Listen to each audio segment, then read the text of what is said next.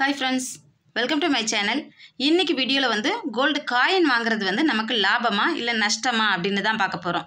இத பத்தி நிறைய பேருக்கு டவுட் இருக்கும். நம்ம வந்து கோல்ட் காயினா சேர்க்கிறதுக்கு பதிலா நகையாவே எடுத்துறலாமே. எதுக்காக வந்து கோல்ட் காயினா வாங்கி வைக்கணும்? இதுல உள்ள நன்மைகள் என்ன அப்படினு நமக்கே டவுட் இருக்கும். கோல்ட் காயின் வாங்குறதுனால என்ன லாபம் அப்படினு சொல்லிட்டு இதுல உள்ள நன்மை தீமை சொல்றேன். அடுத்து வந்து நீங்களே டிசைட் பண்ணிக்கோங்க. உங்களுக்கு கோல்ட் காயின் வந்து எந்த அளவுக்கு பெனிஃபிட்டா இருக்கு அப்படினு சொல்லிட்டு இப்போ ஃபர்ஸ்ட் வந்து கோல்டோட பியூரிட்டி ஃபர்ஸ்ட் பார்த்துடலாம். ஏன்னா நிறைய பேருக்கு இது வந்து ரொம்ப கன்ஃபியூஸ் ஆகுது. இதில் பார்த்தீங்கன்னா 22 கேரட் அப்படிங்கிறது வந்து 91.6% வந்து கோல்டு இருக்கும். மற்ற உலோகங்கள் வந்து அடுத்தடுத்த பர்சன்டேஜில் வந்து கலந்துருப்பாங்க. அதே மாதிரி 24 கேரட் அப்படிங்கிறது வந்து 99.9% தங்கம் மட்டும்தான் இருக்கும். இதுதான் வந்து 22 கேரட்டுக்கும் 24 கேரட்டுக்கும் உள்ள வித்தியாசம். இந்த 22 கேரட் அப்படிங்கிறது இந்த நம்பரோட அடிப்படையில் தான் 916 நகை அப்படின்னு சொல்லி எடுக்கிறோம். இதுதான் வந்து பியூரிட்டியில் நமக்கு வந்து யூஸ்ஃபுல்லானது. இதுவே வந்து 18 கேரட் அப்படின்னு சொல்லி எடுப்போம். பார்த்திங்கன்னா அது வந்து நமக்கு அந்த அளவுக்கு பயன்படாதுன்னு சொல்கிறதுக்கு காரணம் வந்து அதோட வேல்யூ வந்து கம்மியாக இருக்கும். அதனால் அந்த மாதிரி சொல்கிறேன். இப்போ கோல்டு காயின் வந்து நமக்கு 22 கேரட்டில் கிடைக்குது. அடுத்து வந்து கோல்டு பாராக வாங்குறது. பார்னா சின்ன சின்ன பிஸ்கட் மாதிரி இருக்கும், இல்லை கட்டியாகவே நமக்கு கிடைக்கும். அது வந்து 24 கேரட் அப்படின்னு சொல்லுவாங்க. அது வந்து நமக்கு எதுக்கு பயன்படுத்துவாங்க அப்படின்னா நகை செய்கிறதுக்கு வந்து பயன்படுத்துவாங்க. ஏன்னா தூய தங்கத்தில் வந்து நகை செய்ய முடியாது. அதில் வந்து ஒரு குறிப்பிட்ட அளவு செம்பு, அடுத்து வெள்ளி, இந்த மாதிரி உலோகங்கள்லாம் வந்து ஒரு குறிப்பிட்ட பர்சன்டேஜில் வந்து கலந்து தான் நகை வந்து செய்ய முடியும். அப்போ தான் அது வந்து நகையோட ஷேப்புக்கு வரும். இல்லைன்னா இந்த மாதிரி கட்டியாக தான் வாங்கி வைக்க முடியும். 22 கேரட் காயின் வாங்குகிறோம் அப்படிங்கிறப்ப அதில் உள்ள நன்மைகள் என்ன அப்படிங்கிறத பார்த்துடலாம். 22 கேரட் காயின் வாங்குறப்ப அதில் வந்து அப்படியே நகையாக மாற்றிக்க முடியும். அதாவது இப்போ நம்ம வந்து காயின் சேர்த்துக்கிட்டே வரோம் அப்படிங்கிறப்ப திடீர்னு நம்ம வந்து நகை வேணும் அப்படின்னு நினைக்கும் போது காயினை கொண்டு போய் அப்படியே கடையில் கொடுத்துட்டு நகையாக மாற்றிக்கலாம். இதுவே வந்து 24 கேரட் காயின் வாங்கணும் அப்படின்னா காயினை கொடுத்துட்டு நம்ம வந்து பணமாக வாங்கிக்கலாம். ஏன்னா 22 கேரட் அப்படிங்கிறத விட 24 கேரட் அப்படிங்கிறது வந்து விலை வந்து அதிகமானது. அப்போ நம்ம கொடுத்துட்டு பணமாக வாங்கிக்கலாம். இல்லைன்னா நம்ம விருப்பப்படி நகையாக செஞ்சுக்கலாம்.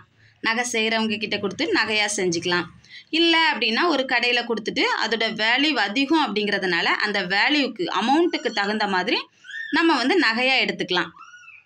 இது மாதிரி பண்ணலாம்.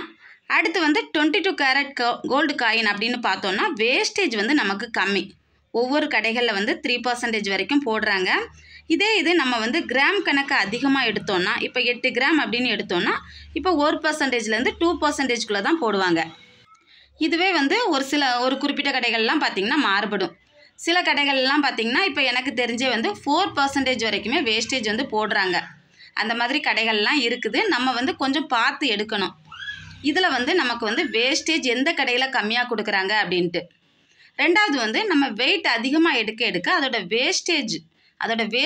வேஸ்டேஜோட அந்த அளவு வந்து குறையும். அதே மாதிரி கோல்டு காயினை வந்து நம்ம பாதுகாப்பாக வச்சுக்கிறது பார்த்திங்கன்னா ரொம்பவே ஈஸி. ஏன்னா குட்டியாக ஒரு பாக்ஸ் இருக்குது அப்படிங்கிறப்ப அதில் வந்து நம்ம எப்படியும் ஒரு 30 காயின் கிட்ட நம்ம வந்து போட்டு வச்சிடலாம்.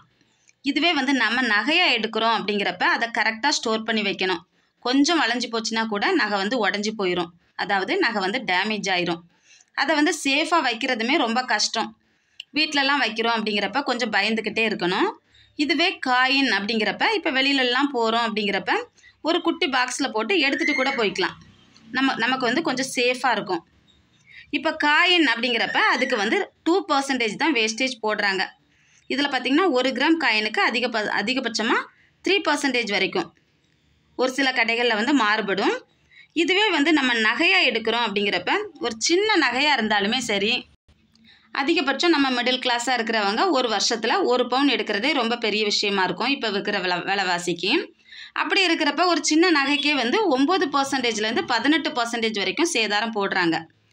இதுவே வந்து நம்ம 2 கிராம் அளவுக்கு தகுந்த அமௌண்ட்டை வந்து செய்கூலி சேதாரமாக கொடுக்க வேண்டியிருக்கு. இப்போ இந்த செய்கூலி சேதாரத்தோட அமௌண்ட்டையும் சேர்த்து நம்ம காயினாக எடுத்தோம்னா 1 கிராம் காயினுக்கே வந்து கிட்டத்தட்ட 3% தான். இதுவே வந்து ஒரு 8 கிராம் காயினாக எடுத்தோன்னா 1%லேருந்து 2% தான். இதில் வந்து வேஸ்டேஜ் குறைவு. அதனால் நான் வந்து அதை சொல்கிறேன். ரெண்டாவது வந்து நம்மளுக்கு வந்து பெண் குழந்தைங்க இருக்கிறாங்க அப்படிங்கிறப்ப அவங்களுக்காக சேர்த்துக்கிட்டே வந்தோம்னா ஃப்யூச்சரில் வந்து அவங்களுக்கு பிடிச்ச நகையாக எடுத்துக்கலாம். இப்போ வந்து நம்ம வந்து நகையாக எடுத்து வச்சுட்டே வந்தோம்னா அதுக்கு வந்து வேஸ்டேஜும் அதிகம். அதே சமயம் ஒருவேளை அவங்களுக்கு நகையோட டிசைன் பிடிக்கலை அப்படின்னா திரும்ப கடையில் கொடுத்து எடுக்கிறப்போ நமக்கு வந்து இந்த பழைய நகைக்கான வேஸ்டேஜ் அமௌண்ட் ஃபுல்லுமே வீணாக போயிடும். அப்புறம் ஒரு புது நகை எடுக்கிறப்போ அதுக்கு ஒரு அதிகமான வேஸ்டேஜ் வந்து போடுவாங்க. இந்த மாதிரிலாம் பார்த்தோம்னா அதுக்கு வந்து காயினாக எடுத்து வச்சோம்னா ஃப்யூச்சரில் வந்து அவங்களுக்கு பிடிச்ச மாதிரி நகை செஞ்சுக்கலாம். அடுத்து வந்து ரொம்ப முக்கியமான விஷயம் இது. இப்போ வந்து நகையாக எடுக்க போகிறோம் அப்படின்னா, அதாவது 1 கிராம் எடுக்க போனால் கூட நமக்கு வந்து செய்கூலி சேதாரம்லாம் சேர்த்து 8000லேருந்து 9000 வரைக்கும் வரும். இதுவே நம்ம வந்து ஒரு 850 ரூபாயிலேருந்து 900 ரூபாய் இருந்தால் கூட அதில் வந்து நம்ம வந்து 100 மில்லிகிராம் கோல்டு காயின் வாங்கி சேர்த்து வைக்கலாம். நம்ம இப்போ வந்து கோல்டு காயின் எடுக்கிறதுக்கான நன்மைகள் பார்த்தோம். இப்போ அதே சமயம் வந்து தீமைகளும் பார்த்துடலாம். இப்போ கோல்டு காயினுக்கு வேஸ்டேஜ் அப்படிங்கிறப்ப ஒவ்வொரு முறையும் நம்ம காயின் எடுக்கிறப்ப வேஸ்டேஜ் கொடுத்து தான் நம்ம எடுத்துக்கிட்டே இருக்கணும். அது மாதிரி ஒவ்வொரு டைமும் வேஸ்டேஜ் போட்டு எடுக்கிறது ஒரு தீமை. அதே மாதிரி ஜிஎஸ்டி நம்ம எடுக்கிற ஒவ்வொரு டைமும் ஜிஎஸ்டி 3% வந்து போட்டுகிட்டே தான் இருப்பாங்க. இதில் பார்த்திங்கன்னா கொஞ்சம் அமௌண்ட் வந்து நமக்கு வேஸ்ட்டாக போய்கிட்டே இருக்கும். அடுத்து பார்த்திங்கன்னா அடகு வைக்க முடியாது. ஒரு சில பேங்க்கில் எடுத்துக்கிறாங்க. ஆனால் இதே 24 கேரட் அப்படிங்கிறப்ப அடகுக்கு வந்து எடுத்துக்கிறாங்க. இது வந்து கட்டியாவோ இல்லை பாராவோ இருக்கிறதுனால அதை வந்து அடகுக்கு எடுத்துக்கிறாங்க. இதை வந்து தவிர்க்கிறதுக்கு என்ன பண்ணலாம் அப்படின்னா, நம்ம வந்து 22 கேரட் கோல்டு காயின் எடுக்கிறப்ப நம்ம வந்து அதில் ஒரு மாங்கல்ய காசு போடுவோம் பார்த்திங்களா, அந்த மாதிரி பார்த்து வாங்கிட்டோம் அப்படின்னா ஒரு நகை மாதிரியும் ஆச்சு, ஒரு டாலர் மாதிரியும் இருக்கும். அதை வந்து அடகு கடையில் கொடுத்து நம்ம வந்து அடகு வச்சுக்கலாம். இந்த மாதிரி இருக்கிறப்ப அடகுக்கு எடுத்துப்பாங்க. இது வெறும் ரவுண்டாக காயினாக இருக்கிற பட்சத்தில் ஒரு சில பேங்க்கில் வந்து யோசிக்கிறாங்க. ஆனால் இப்போ சில பேங்க்லலாம் எடுத்துக்கிறாங்க. அது ஒன்று வந்து இதில் தீமையாக இருக்கலாம். இது வந்து கடைசியாக நான் புரிஞ்சுக்கிட்டது என்னன்னு பார்த்தீங்கன்னா, அதிகபட்சமாக கோல்டு காயின் வாங்குவேன். எங்கிட்ட கேட்டிங்கன்னா நான் அதிகபட்ச இன்வெஸ்ட்மெண்ட் வந்து கோல்டு காயினில் தான் பண்ணுவேன். ஏன் அப்படின்னா, சின்ன அமௌண்ட்டுக்கு கூட நம்மளால் கோல்டு காயின் வாங்க முடியும். இப்போ திடீர்னு என்கிட்ட 2000 ரூபாய் இருக்குன்னா அந்த 2000 ரூபாயை எடுத்துகிட்டு போய் நான் கோல்டு காயின் வாங்கிட்டு வந்துடுவேன். இதே நம்ம 2000 ரூபாயை வச்சு நம்ம வந்து நகை எடுக்க முடியாது. அப்படியே நகை எடுக்கணும் அப்படிங்கிற பட்சத்தில் நம்ம 1 வருஷம் வெயிட் பண்ணிகிட்டு இருக்கணும். அதுக்கெல்லாம் நகையோட விலை வந்து அதிகமாகிட்டே இருக்கும். அப்போ நம்ம சேர்த்த அமௌண்ட் வந்து பத்தாது. அப்புறம் நம்ம என்ன பண்ணுவோம், ஏதோ கடமைக்காக பிடிக்காத நகை எடுத்துக்கிட்டு வர்ற மாதிரி இருக்கும். இந்த மாதிரி விஷயங்களுக்காக தான் சொல்கிறது. கோல்டு காயின் வந்து என்னையை பொறுத்த வரைக்கும் ரொம்ப பெஸ்ட்டான ஒரு மெத்தடு. அடுத்து வந்து சீட்டு போட்டு எடுக்கிறது. இப்போ வந்து நம்ம நகை எடுக்கணும் அப்படின்னா நம்ம சீட்டு போட்டு எடுத்தோம்னா ஒரு பெரிய அமௌண்ட் வந்து மிச்சப்படுத்த முடியும். அது என்ன அப்படின்னா, செய்கூலி சேதாரம் இல்லாத சீட்டாக பார்த்து போடணும். அதாவது கோல்டில் வரவு வைக்கிற சீட்டாக போட்டோம் அப்படின்னா நமக்கு வந்து நிறைய லாபம் கிடைக்கும். சிட்டு ஸ்கீமை பொறுத்த வரைக்கும் நல்லா யோசித்து ஒரு கடைக்கு 4-5 கடை ஏறி இறங்கி அதோட ஸ்கீமெல்லாம் என்ன, அதோட பெனிஃபிட் என்ன அப்படின்னு நல்லா கேட்டுட்டு போடுறது நல்லது.